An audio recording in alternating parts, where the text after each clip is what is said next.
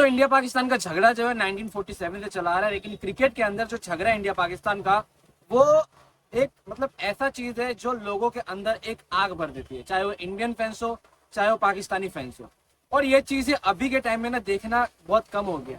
तो मैं ना इस वीडियो में आपको 4 बड़े झगड़े बताऊंगा जो इंडिया पाकिस्तान के प्लेयरों के बीच हुआ है, और उससे ना एक माहौल रहता था गेम का और पता चलता था कि इंडिया और पाकिस्तान लड़ रहे हैं, मतलब इंडिया पाकिस्तान क्रिकेट खेल रहे हैं आपस में, और वो भी ऐसा क्रिकेट जिसमें दोनों टीमों में से किसी एक को भी हार गंवारनी है। मतलब दोनों टीमों में से कोई एक भी हारना नहीं चाहता है। और सबको पता है कि इंडिया ने पाकिस्तान को हमेशा हराया है बड़े इवेंट में, बड़े यहाँ पे प्लेटफॉर्म में।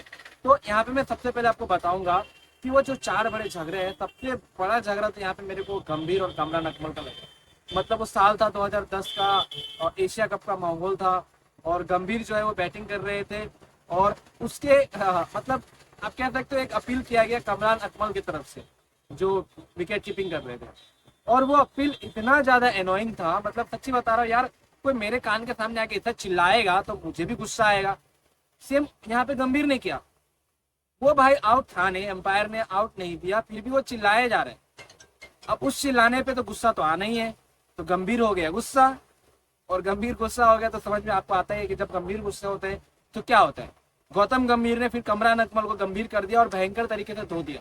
भयंकर तरीके से वहां पे वर्ड ऑफ एक्सचेंज हुए यहाँ पे दोनों, मतलब ऐसा हो गया था ना कि डब्ल्यूडब्ल्यू का रिंग बना देता तो दोनों वहां पे लड़ने के लिए रेडी हो जाते। फिर बाद में यहाँ पे एम्पायर वेम्पायर आए, फिर सबको हटाया गया, गंभीर को काम डाउन कराया गया, फिर वापस मैचेस स्टार्ट हुए और इंडिया ने वो मैचेस जीता। तो अभी यहाँ पे क्या है कि कमरान अकमल से बाद में फिर पूछा गया 2010 के बारे में, तो कमरान अकमल ने कहा कि वो बस एक मिसअंडरस्टैंडिंग थी, गंभीर तो हमारा अच्छा दोस्त है। अब पता है ना पाकिस्तान वाले को अगर कुछ खराब बोले तो फिर करियर पे लग जानी है, क्योंकि ये लोग फिर अभी यूट्यूब चैनल बनाकर बैठे हुए हैं और इनके जो व्यूअर्स है बहुत इंडिया से हैं। तो ये यूट्यूब चैनल चलाना है तो फिर इंडियन प्लेयर को अच्छा कहना ही पड़ेगा। तो यही हुआ। फिर यहाँ पे कमरान अकमल ने कहा कि हाँ वो थोड़ा सा वर्ड ऑफ एक्सचेंज था, जो मतलब ऐसा हुआ। दूसरे फाइट की मैं बात करूँ तो वो जो फाइट है वो कोई नहीं भूल सकता, हरभजन सिंह और शोएब अख्तर का। देखो शोएब अख्तर ना उस जमाने में अपने आप को काफी ज्यादा शहंशाह समझता था, मतलब खुद एक खुला सांड समझता था, जो क्रिकेट फील्ड पे आके किसी को भी डरा दे, किसी को भी बाउंसर मार के ये कर दे, तो वो अपने आप को समझता था। लेकिन वैसा टाइप का चीज अगर आज हो जाए तो भाई ये शोएब अख्तर ना कब का बैन कर दिया होता क्रिकेट से, क्योंकि उस टाइम पे उतने ज्यादा रूल्स एंड रेगुलेशन नहीं थे, उतने मतलब ये नहीं थे, सिर्फ मैच फिक्सिंग के लिए किसी को यहाँ पे बैठा दिया जाता था। लेकिन अभी के टाइम पे अगर कोई प्लेयर ऐसे झगड़ा करते दिख जाता है तो भाई उसको 2 मैचेस 4 मैचेस के लिए यहाँ पे बैन कर दिया जाता है, फाइन दिया मतलब दिलवाया जाता है। तो शोएब अख्तर क्या था, पहले खुलासान था, घूमता था यहाँ पे, लड़ाई करता था, सब सारे सबके साथ लड़ाई करता था यहाँ पे। वो ऑस्ट्रेलिया के प्लेयर के साथ भी लड़ाई करेगा, इंग्लैंड के प्लेयर के साथ, और उसका ज्यादा खुन्नस यहाँ पे इंडिया के साथ रहता था। और अभी जो है उसकी ऑडियंस बहुत ज्यादा इंडियन है, तो मतलब अभी जो उसके बोल कम हुए ना, वो इंडिया की पब्लिक को थोड़ा बहुत पसंद आता है शोएब अख्तर, उसको लेकर।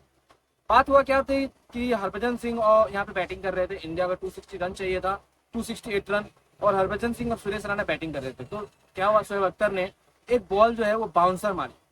मतलब वो तो वैसे ही कहता है शोएब अख्तर कि मैं प्लेयरों को हर्ट करना चाहता हूँ, जैसे सचिन तेंदुलकर सर के लिए कहा था उन्होंने कि मैं सचिन तेंदुलकर को मार देना चाहता था, जान से मार देना चाहता था। अब ऐसे खिलाड़ी के आप अंदर से आप क्या एक्सपेक्टेशन करते हैं कि ऐसा खिलाड़ी क्या जवाब देगा, यही सब जवाब देगा, वो भी पाकिस्तान का खिलाड़ी। तो वही कहता सचिन तेंदुलकर सर के बारे में, सचिन तेंदुलकर सर ने घुमा घुमा के मारा है इसको, तो सूझ गई थी। तो अभी क्या है कि जो हरभजन सिंह के साथ जो लफड़ा लगा था ना, उस लफड़े में यहाँ पे हरभजन सिंह ने इसको रुला दिया था। और सच्ची बता रहा हूँ कैसे रुला दिया था, बाउंसर मारा, उसके बाद दोनों को भी इसने शायद गाली दी हरभजन सिंह को पंजाबी में, और हरभजन सिंह ने भी इसको पंजाबी में गाली दी। दोनों के बीच में हो गया लफड़ा, फिर एम्पायर आके हटाते दोनों को। और बाद में यहाँ पे क्या है कि जो मोहम्मद आमिर है वो ओवर करने आया और हरभजन सिंह ने छक्का मार के इंडिया को मैच जिता दिया, जिसके बाद इसका मुंह देखने लायक था और ये मतलब कुछ बोल नहीं पाया। अच्छा, इस पर गुस्सा, ये मैच का गुस्सा ये बाद में होटल रूम में निकालने के लिए गया, ये होटल में खोज रहा था हरभजन सिंह को मारने के लिए। अब बताओ, एक स्पोर्ट्स एथलीट से आप ये उम्मीद करते हो, ये मतलब लोग इसके जैसा बनना चाहेंगे पाकिस्तान में कि भाई लड़ाई करनी है हमें, जाके क्रिकेट छोड़ के रियल लाइफ में लड़ाई करनी है। अगर हरभजन सिंह के साथ लड़ाई हुई थी फिर इसका क्या होता, वो तो भाई भगवान ही जानता है, क्योंकि फिर तो पूरे आईसीसी के कम्युनिटी के जो प्लेयर्स इसको इतना धिक्कारते हैं ना, क्या होता। छोड़ो ये चीजें। तीसरी जो फाइट थी वो फाइट थी फिर गौतम गंभीर और शाहिद अफरीदी की। जब पाकिस्तान इंडिया टूर में आया था और इंडिया ने वो मैच लास्ट में जीता था 2 रन से, तो वो काफी थ्रिलिंग था। और उस टाइम में क्या हुआ था कि गौतम गंभीर ने शाहिद अफरीदी के एक बॉल पे चौका मार दिया इसके बाद नेक्स्ट बॉल पे वो रन लेने के लिए दौड़ा तो शाहिद अफरीदी पे टकरा गया। उस टकराने के चक्कर में क्या हुआ, गौतम गंभीर और शाहिद अफरीदी दोनों के बीच में झगड़े लग गए और इस झगड़े का नतीजा ये हुआ कि शाहिद अफरीदी और ये मैच इतना थ्रिलिंग हो गया कि लास्ट में इंडिया ने इसे जीत लिया। मतलब आप कह सकते हो कि जब जब यहाँ पे इन लोगों ने लड़ाई करी है तब तक हम लोगों ने इन लोगों को अच्छे से धोया है क्रिकेट में, समझ रहे हो। तो ओवरऑल यहाँ पे आजकल जो चल रहे ये जो प्यार मोहब्बतें चल रहे हैं विराट कोहली, शादाब खान और बाकी प्लेयरों के रूप में, आपको क्या लगता है सच्ची में कि ये प्यार मोहब्बत सही में चल रही है? मतलब ये विराट कोहली को अगर हटा दो तो बाकी प्लेयर तो मुझे नहीं लगता कि कोई इतना ज्यादा इन्वॉल्व होकर बात करता है पाकिस्तानी क्रिकेट में, और करना भी नहीं चाहिए। बिकॉज आप 140 करोड़ की आबादी को अपने कंधे पे रिप्रेजेंट कर रहे हो, और हम अपने रियल लाइफ में देखें तो भाई हमारा दुश्मन मुल्क ही है ना। जैसे वो पीसीबी का चेयरमैन कहता है कि भारत हमारा दुश्मन मुल्क है, तो रियल में हम लोग भी मानते हैं। तो ये चीज़ है।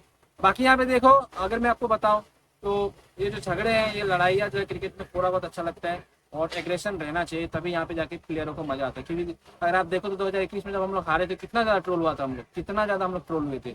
लेकिन ये लोग जब हारते हैं तो भाई आप कह सकते हो निर्लज की तरह हारते हैं, समझ रहे हो।